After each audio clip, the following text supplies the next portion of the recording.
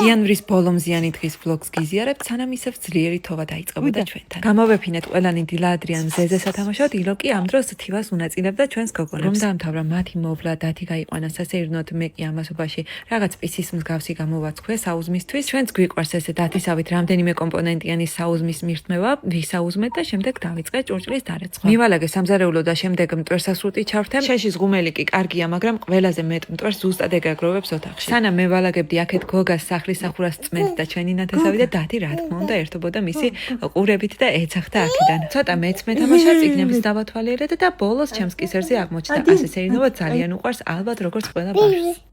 გამოძინების შემდეგ ბებიასთან დარეკვა მოითხოვა და ელაპარაკა.